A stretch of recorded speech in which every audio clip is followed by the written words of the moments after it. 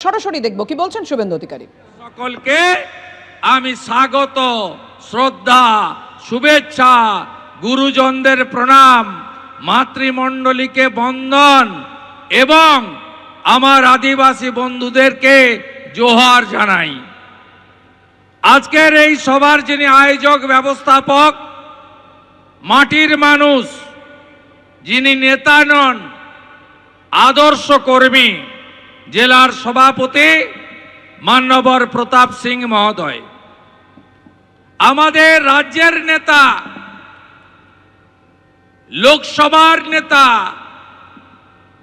উত্তর মালদার সাংসদ, আমাদের রাজ্যের জনপ্রিয় আদিবাসী মুখ খগেন মুর্মু মহোদয়।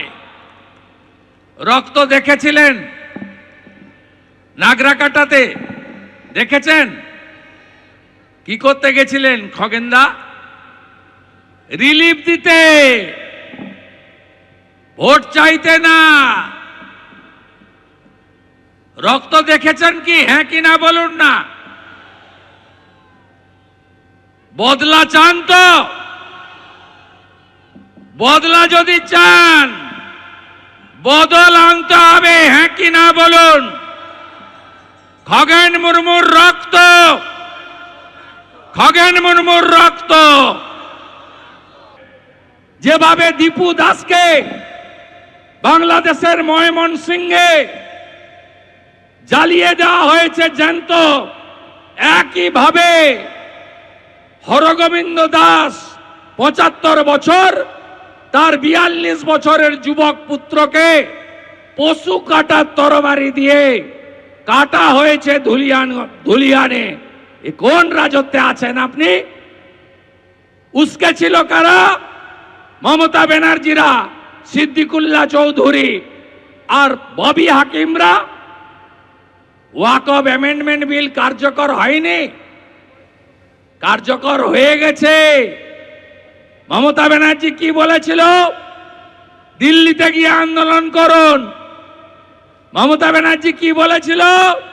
আমার প্রাণ থাকতেও পশ্চিম বাংলার মাটিতে ওয়াকফ অ্যামেন্ডমেন্ট বিল কার্যকর করতে দেব না।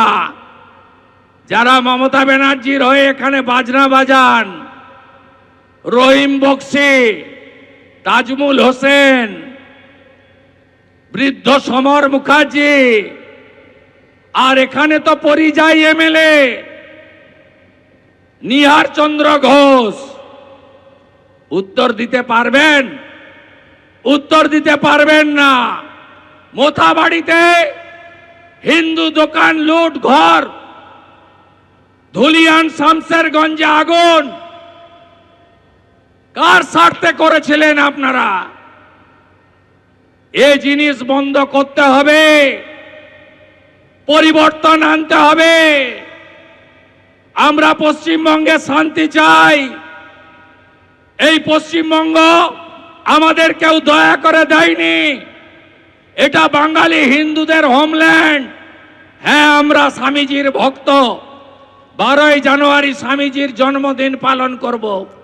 স্বামীজি আমাদের শিখিয়েছেন নিজ ধর্মে আস্থা রাখো, অপর ধর্মকে শ্রদ্ধা করো, কিন্তু আপনারা অতীতটা ভুলে যাবেন না। উপবিষ্ট রায়গঞ্জের তরুণ বিধায়ক, তরুণ সাংসদ, কাজের মানুষ ভাতৃপ্রতিম কার্তিক পাল মহোদয়, আমাদের বিভাগ কনভেনার জনপ্রিয় সংগঠক শঙ্কর চক্রবর্তী, রাজ্য কমিটির সম্পাদক অতি জনপ্রিয় নেতা আমার সাথী এমএলএ গোপাল চন্দ্র সাহা, যিনি ঈশ্বরের পরম করুণায় আমাদের মধ্যে আছেন, যাকে গুলি করা হয়েছিল। আমাদের তরুণ নেতা, রাজবংশী নেতা এমএলএ ভাই চিন্ময় দেব বর্মন, আমাদের এসটি মোর্চার রাজ্যের সভাপতি, আমার সাথী এমএলএ, 2 টার্মের এমএলএ জুয়েল মুর্মুজি, আমাদের উত্তরবঙ্গের কো ইনচার্জ গোবিন্দচন্দ্র মণ্ডল, রাজ্য আদি ওবিসি মোর্চার সভাপতি প্রবীণ নেতা অজিত দাস, আমাদের অন্যতম জেলা নেতৃত্ব কৃষ্ণা সরকার, শ্রীমতী বীণা কীর্তনিয়া, শ্রী অভিষেক সিংহানিয়া, শ্রী স্নেহাংশু ভট্টাচার্য, শ্রী রতন দাস, শ্রী অভিষেক মিশ্র, শ্রী নির্মলচন্দ্র মণ্ডল, শ্রীমতী অনিন্দিতা প্রামাণিক, শ্রী রূপেশ আগরওয়ালা, শ্রী শ্যামচাঁদ ঘোষ, শ্রী শিবেন্দু শেখর রায়, শ্রী উজ্জ্বল দত্ত, শ্রী সুভাষ কৃষ্ণ গোস্বামী এবং অজয় দাস সম্ভবত আসেননি, তিনি আমাকে মালদায় স্বাগত করে ওখানে অপেক্ষা করছেন। এবং বিশেষ করে আমার অতি প্রিয় ভাতৃসম মণ্ডল প্রেসিডেন্টরা, আমি প্রত্যেককে ধন্যবাদ জানাই। আপনারা জানেন কি করেছেন? এই এসডিওর নামটা লেখা থাকলো, সরকার হওয়ার পরে আপনার সঙ্গে দেখা হবে আমাদের। প্রথমে হাইকোর্টে আমরা গেলাম, হাইকোর্ট বলল 26 তারিখের মধ্যে জানিয়ে দাও করতে দিবে হ্যাঁ কি না। এসডিওর সঙ্গে বিনয় বাবু, প্রতাপ দা, অভিষেক মিশ্র, অভিষেক সিংহানিয়ারা দেখা করলো। এসডিও বলল আমি পারমিশন দিয়ে দেব, শুধু লিখে দিয়ে যান 1টা থেকে 3টে সভা হবে। এরা ভাবলো ভারতীয় জনতা পার্টি করে, রাষ্ট্রবাদী এরা সনাতন সংস্কৃতিতে বিশ্বাস করে, জাতীয়তাবাদে বিশ্বাস করে, মোদিজির সৈনিক। এরা বিশ্বাস করলো, এসডিও চেয়ারকে মর্যাদা দিল, লিখে দিয়ে এলো 2 তারিখে 1টা থেকে 3টে সভা হবে। লিখে নিয়ে রিজেক্ট করলো। তাই আমরা এখানে অনেক বক্তা বলতে পারলো না, আমাকেও ঘড়ি ধরে বলতে হবে 2:30টা বেজে গেছে, 3টে শেষ করতে হবে, কারণ আমরা হাইকোর্টকে মর্যাদা দেব। মর্যাদা এই কারণে আমি দেব, বিশেষ করে 104 বার রাজ্যের প্রধান বিরোধী দলের নেতাকে হাইকোর্ট থেকে অনুমতি নিয়ে কর্মসূচি করতে হয়েছে। এটি আমার 104তম হাইকোর্ট থেকে অনুমতি নেওয়া কার্যক্রম। চিরদিন কাহারও সমান নাহি যায়।